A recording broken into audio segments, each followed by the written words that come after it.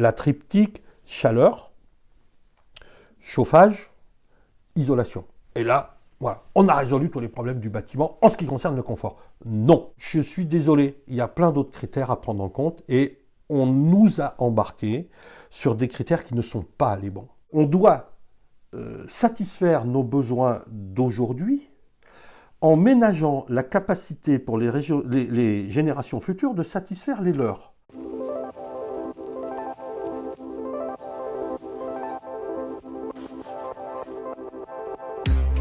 Dans une autre marmite.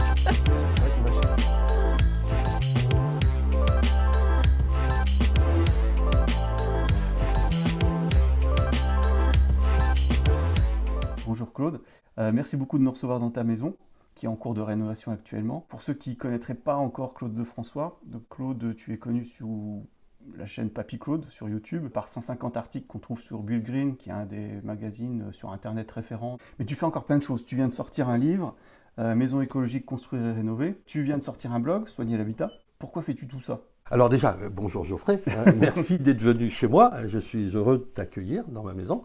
Alors pourquoi je me suis senti quasi investi d'une mission ? Parce que c'est presque messianique mon affaire. Je suis papa et grand-père, d'où ce nom de Papy Claude. Je voyais bien qu'on allait vers un dérèglement climatique, je voyais bien qu'on faisait des choses qui n'étaient pas bien, qu'on consommait des ressources, des énergies fossiles, qu'on relâchait des gaz à effet de serre. Tout ça, j'en avais conscience. C'est d'ailleurs pour ça qu'il y a environ une vingtaine d'années, un peu plus même, je me suis réorienté dans mes travaux, dans mon activité de bâtiment, vers l'écologie, vers le biosourcé, etc.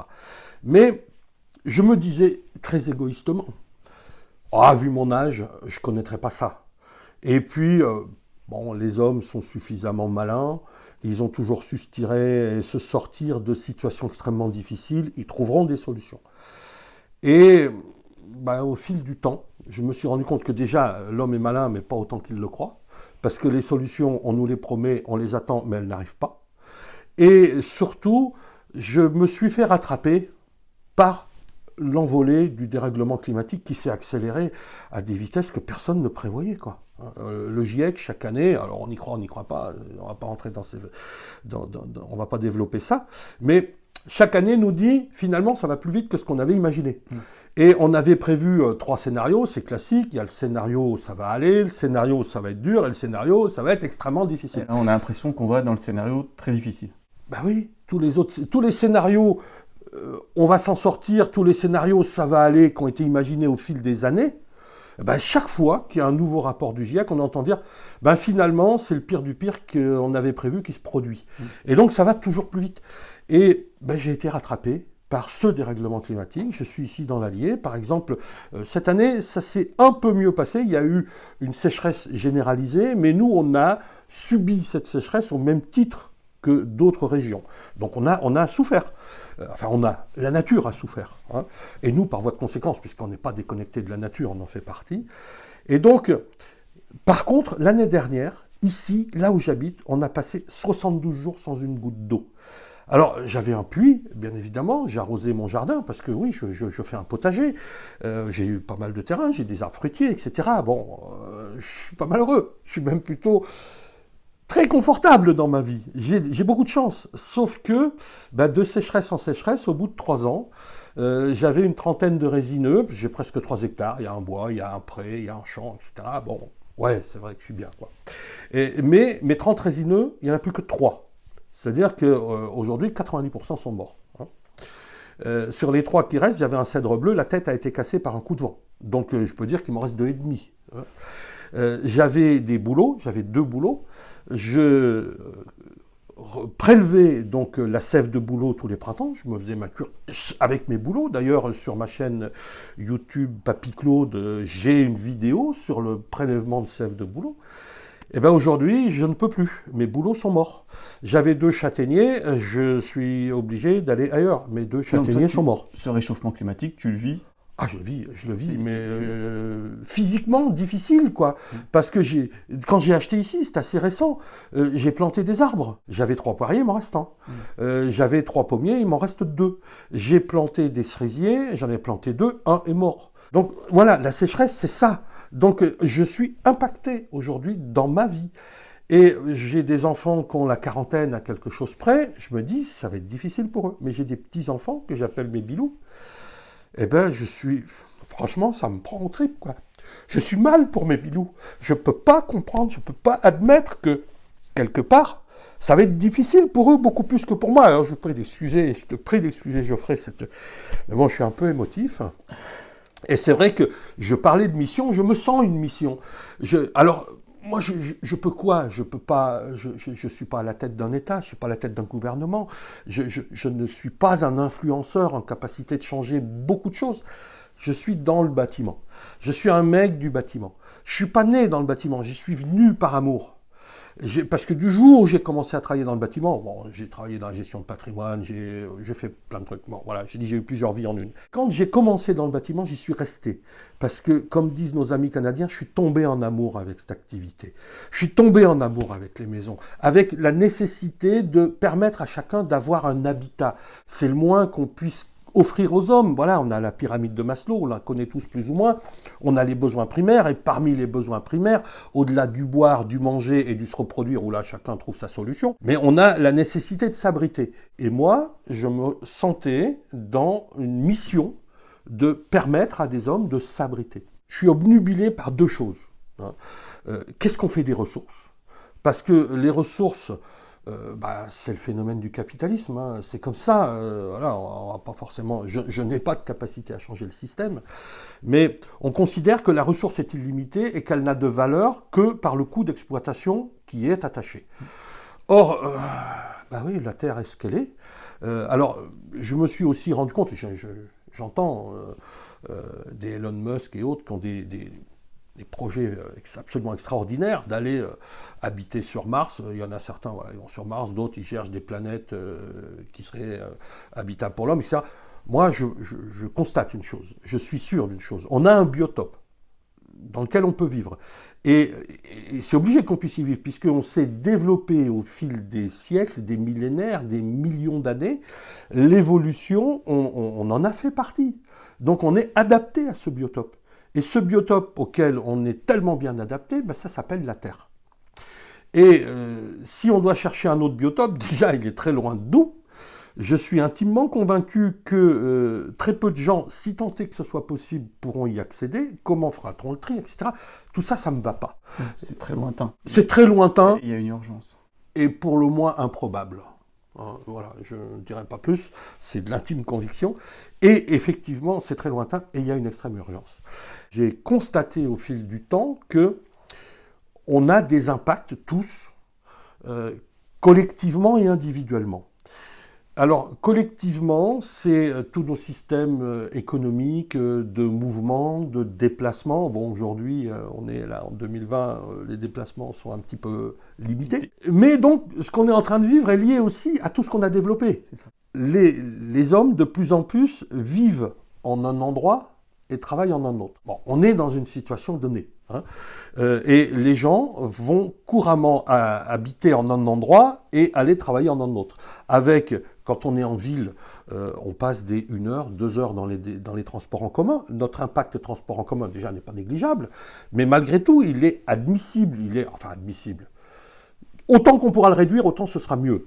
Mais à la campagne, moi j'ai des gens que je connais, que je respecte, que j'aime bien, etc. Et qui font matin et soir 40-50 km aller, 40-50 km retour, chacun avec sa voiture individuelle, et chacun seul dans sa voiture. Parce que il y a quelqu'un d'autre qui va travailler dans le même secteur, mais il embauche 2 heures plus tard que moi, ou il débauche 1 heure avant moi, c'est pas pratique, etc. Et donc, beaucoup de nos impacts d'organisation sociale ou sociétale sont liés à nos choix d'implantation de notre résidence principale, au moins à la campagne. Et donc, là, je peux, moi, Claude Lefrançois, Papy Claude, avec mes moyens, avec mon savoir, peut-être influencer un peu les choses. D'où ce livre, Maison écologique, construire ou rénover. On pourrait réduire notre impact en faisant des choix plus judicieux individuellement. 40% des ressources que l'on consomme sont liées à notre habitat. Le construire, l'exploiter, l'entretenir, le chauffer, etc. Donc, c'est l'immense majorité de nos consommations est liée à l'habitat. Alors, de sa surface, du nombre d'habitats. Je suis dans une région où il y a beaucoup de résidences secondaires, et la résidence secondaire, ça veut dire que pour une entité familiale, il y a 2 bâtiments. Et donc, il y a 2 consommations de ressources. Et est-ce qu'on a la capacité, enfin, la possibilité de taper comme ça dans les ressources? Non.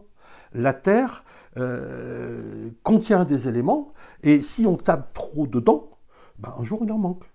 Un jour on n'en aura plus. C'est exactement la définition du développement durable qui, je ne suis pas forcément dans le texte, mais dans l'idée, on doit satisfaire nos besoins d'aujourd'hui en ménageant la capacité pour les générations futures de satisfaire les leurs.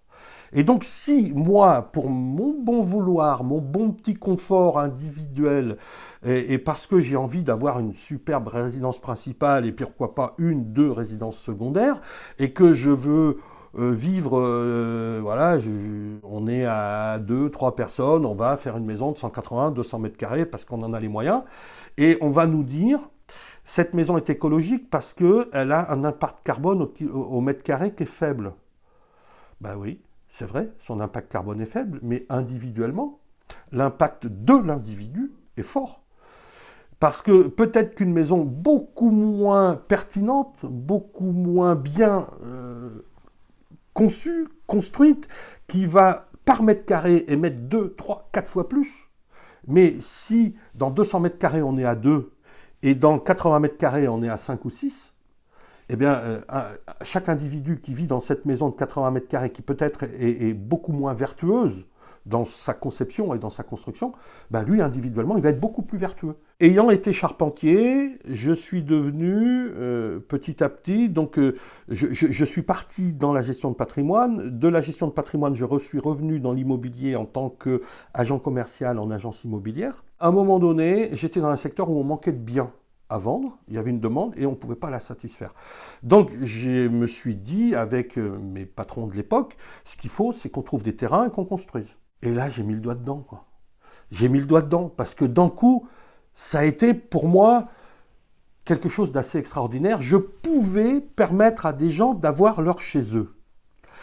Et bien sûr, ancien charpentier, ayant travaillé dans les chalets madriers, eh ben, j'ai conçu des chalets en madrier. Et je suis passé d'agent commercial à constructeur.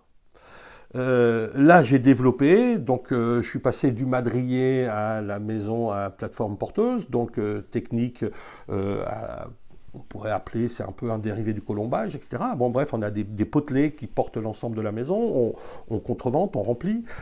C'est la MOB, la maison Ossature-Bois, hein, dont on parle tellement aujourd'hui. Sauf que là, on est en 88, hein, ça date quand même un petit peu.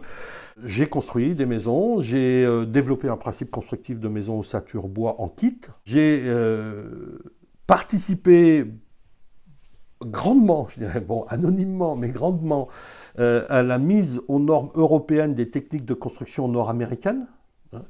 Donc j'ai beaucoup donné dans l'ossature-bois. Et un jour, j'ai eu une dame qui a poussé la porte de mon bureau en me disant, voilà, j'aimerais construire 2 maisons ossature-bois, est-ce que ça vous intéresse? Bah oui, forcément, c'était mon cœur d'activité. Et donc, je suis allé voir le terrain. Pour moi, une maison, c'est pas le plan A ou le plan B qu'on met sur le terrain numéro 22. Ça n'a pas de sens. Une maison, un habitat, c'est une rencontre entre un lieu, des hommes et un habitat qu'on va concevoir par rapport au lieu, par rapport aux hommes, etc., etc. Et donc, j'ai cette dame, on s'est bien entendu, c'était vers Morzine, je suis allé visiter son terrain, et elle me demande, on était en train de siroter l'apéro, parce que voilà, on est entre gens civilisés, c'est pas parce qu'on fait du business qu'on ne doit pas se faire plaisir. Et elle avait un autre acheteur pour la 2e maison, qui était là aussi, un ami à elle, et elle me demande, vous isolez avec quoi? Et on On était en 98-99, donc au siècle précédent. Je dis, moi j'isole à la laine de roche, parce qu'on m'avait dit la laine de roche c'est mieux que la laine de verre. Moi, je suis d'une nature où je fais un peu confiance. Et elle m'a dit, j'en veux pas. Ok, laine de verre, j'en veux pas non plus. Sinon, on peut aller vers la pétrochimie, polystyrène, polyuréthane, je n'en veux pas non plus. Et là, je me suis senti très mal, quoi. Je me suis dit, là, tu es en train de perdre ta cliente, mon garçon. Et quand on est dans le business, perdre un client, on évite quand même. Donc, je suis revenu à siroter un peu le martini, à parler d'autre chose. Et au bout de 10 minutes, un quart d'heure, qu'on avait laissé tomber la pression de l'isolation, je dis, mais pourquoi vous ne voulez pas les isolants que je vous ai proposés ? Et là, elle me dit, vous ne m'avez pas demandé ce que je fais dans ma vie, quel est mon métier. Non, justement, parce que je ne pensais pas que c'était important, mais puisque vous en parlez, vous faites quoi dans la vie ? Elle me dit, je suis chercheur fondamental, CNRS, je crois, de mémoire, et mon orientation de travail, c'est dangerosité des laines minérales. Je resitue, 97-98. Pour ceux qui connaissent les laines minérales, 97, c'est une frontière. On est passé de la laine probablement cancérigène à non cancérigène. Et donc, elle me dit, moi, je ne veux pas de ça chez moi. Okay.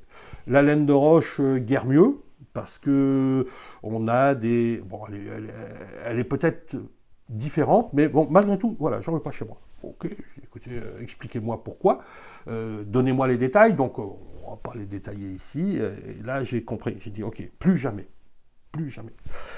Et polystyrène, polyuréthane, elle me dit, je connais moins, personnellement, mais j'ai des gens que je connais qui ont la même activité de moi, mais eux, dans ces secteurs-là, et je n'en veux pas non plus. Et j'étais mal, quoi. Parce que moi, je faisais de la maison bois, pensant que déjà, c'était écologique au possible, puisque je faisais de la maison bois, que j'essayais de ne pas trop traiter mes bois, etc., etc. Et là, j'ai cherché, quoi. Et là, j'ai découvert qu'il y avait tout un monde que je ne connaissais pas. Le chanvre, la ouate de cellulose, etc. Et j'ai jamais entendu parler de ces choses-là, moi. Et donc, je suis allé au-devant de ces solutions. J'ai cherché, je me suis formé. Et je suis tombé dans une autre marmite. Je suis tombé une première fois dans la marmite de la construction. Et je suis tombé, du coup, dans la marmite de la construction, mais dite écologique. Alors, je dis bien dite écologique parce que écologique, je ne sais pas où ça commence, je ne sais pas où ça s'arrête. J'ai une vague idée quand même de ce que c'est, sinon je n'aurais peut-être pas écrit dessus. J'ai fait ma révolution, moi, en 2000. En 2000, je suis passé de maître d'œuvre indépendant à artisan. Je me suis dit que là, artisan, j'avais plus de possibilités d'action personnelle sur les choses. Alors, certes, c'était limité, mais j'apportais ce que je pouvais. Et je suis devenu artisan spécialisé dans les isolants dits naturels, parce que aujourd'hui, tout tout-est-écologique. Quoi qu'on fasse, on est dans le vert. Envers et contre tout, je dirais. Voilà. Mais c'est pas forcément si simple que ça quand on creuse. Et entre autres, sur Bill Green, dont je suis un co-initiateur, j'ai quelques articles de dénonciation de greenwashing où effectivement j'ai déverdi quelques propos. Ça ne m'a pas valu que de me faire des amis, mais c'est pas grave, il faut que les choses soient dites et je me considère avoir ça dans ma mission. À l'époque, mon entreprise, je l'ai appelée Isolnat. Alors, si je n'ai pas gardé ce nom-là, parce que c'était trop proche du nom d'un industriel qui était beaucoup plus puissant que moi, parce que l'entreprise Isolnat, c'était moi et moi. Donc, c'est quand même une entreprise un peu limitée. Mais pour isolation naturelle, parce que le naturel, je savais mieux le définir que l'écologique. Et c'est devenu après isologique. Où là, effectivement, j'ai revendiqué quand même d'aller vers l'écologie, parce que, je dis, après tout, je suis au moins aussi écologique que les gens qui construisent des centrales nucléaires en béton. Donc, moi, je travaille dans l'habitat pour des gens pour qu'ils soient bien, et je n'en suis plus parti.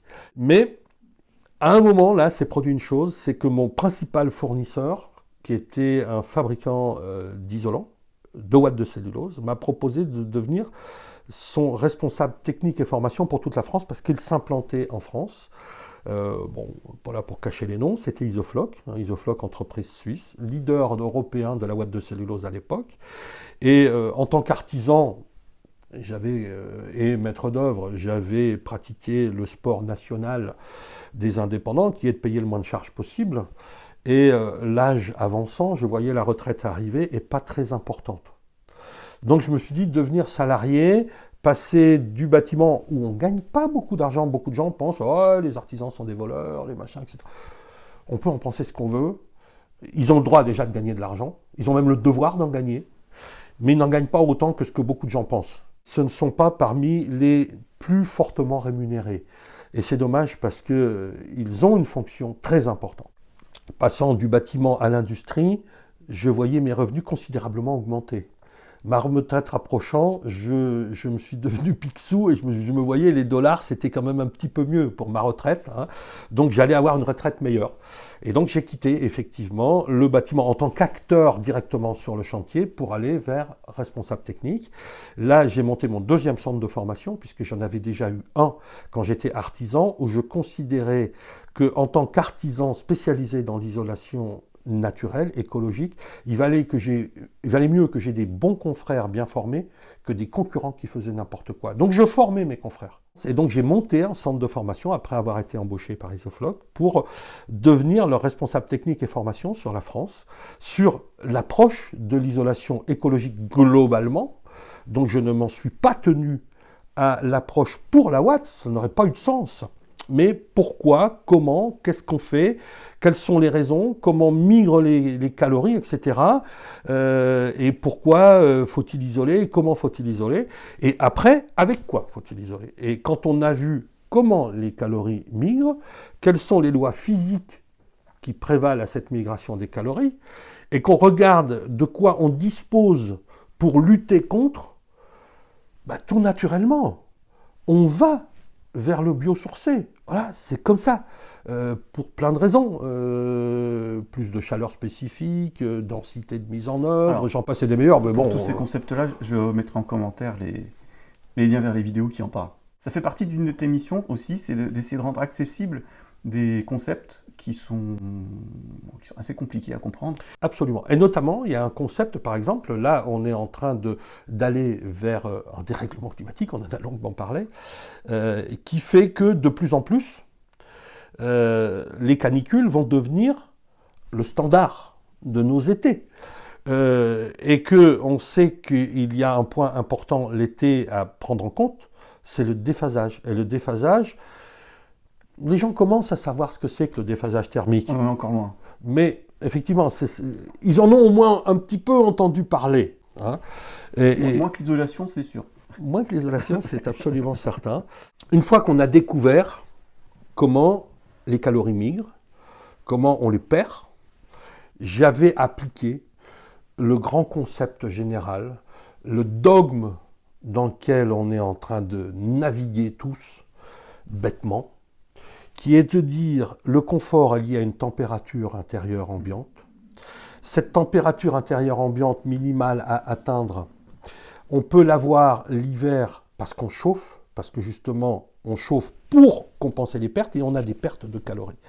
Et donc chauffer, ça coûte de l'argent, ça consomme des ressources et ça engendre des relâchements de gaz à effet de serre, particulièrement du CO2. Et donc c'est pas bien. Et donc plein de gens bien pensants, je pense plein de bonnes intentions, je l'espère.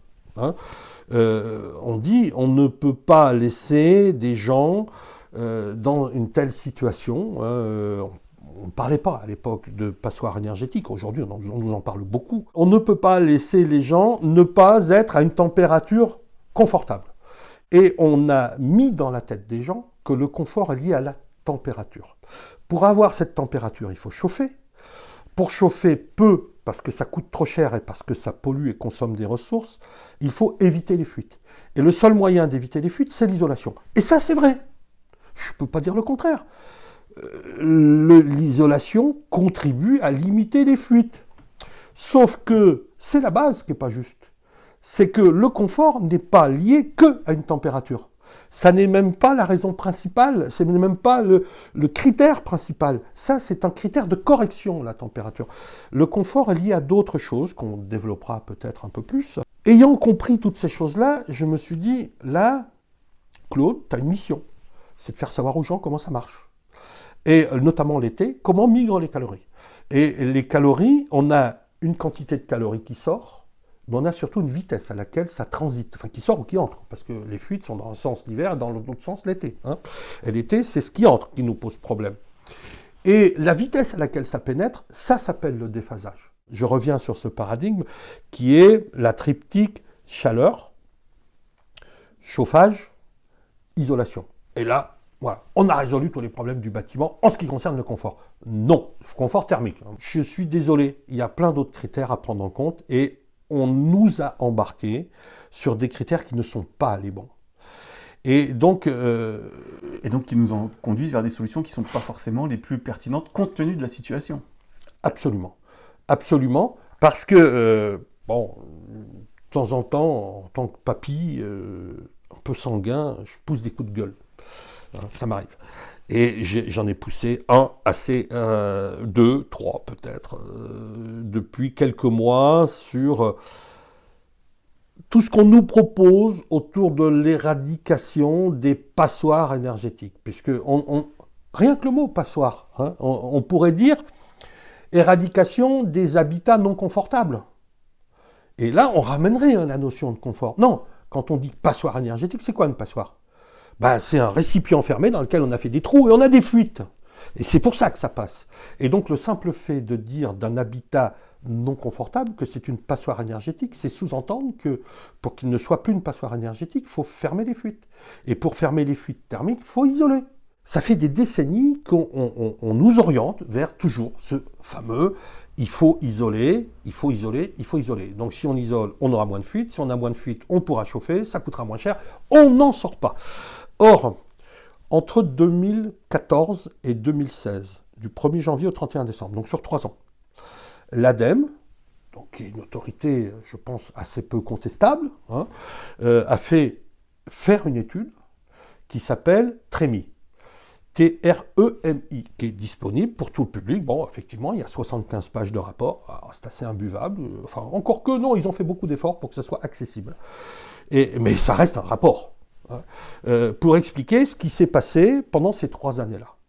Et pendant ces 3 années-là, il y a eu presque 20 milliards par année. Il y a eu, de mémoire, 58,6 ou 58,9 milliards d'euros dépensés en 3 ans. Donc ce n'est pas des subventions de l'État, hein, c'est ce qui a été dépensé. Oui, alors c'est ce qui a été investi pour contribuer à l'éradication des passoires énergétiques. Donc 20 milliards par année, ces 20 milliards, il y a effectivement des subventions, des aides, il y a les crédits d'impôt, il y a les intérêts nuls des prêts à taux zéro, donc qui ont été des économies réalisées, etc. Il y a les certificats d'économie d'énergie et il y a le reste à charge. Le résultat de toutes ces dépenses faites, tout financement confondu. Et dans les dépenses, il y a bien évidemment l'isolation, la partie la plus importante, mais il y a aussi le renouvellement d'air, et il y a aussi mettre des robinets thermostatiques, des vannes thermostatiques sur les radiateurs, changer la chaudière, changer les menuiseries, tout ça, toutes ces dépenses confondues, c'est 20 milliards par année. La grosse partie, c'est pour l'isolation.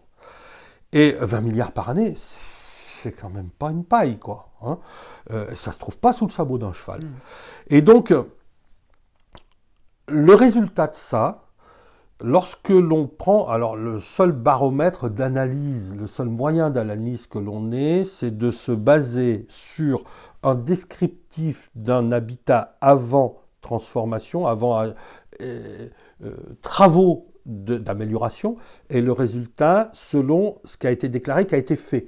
Et donc, en fonction d'une situation donnée, on est capable d'établir un diagnostic de performance énergétique. Qui a acheté ou vendu ou pris en location un bien habitable récemment, c'est ce qu'est un diagnostic de performance énergétique, par ailleurs fortement contestable dans sa qualité d'analyse. Bon, mais peu importe. Si c'est contestable avant, c'est contestable après, et si c'est contestable après, c'est contestable avant. Donc ça reste quand même comparable. Voilà. Et il y a quand même eu presque 10 000 biens rénovés qui ont été analysés. On peut dire que quand même là, on est dans une fourchette représentative de quelque chose. Voilà. Quand même, hein.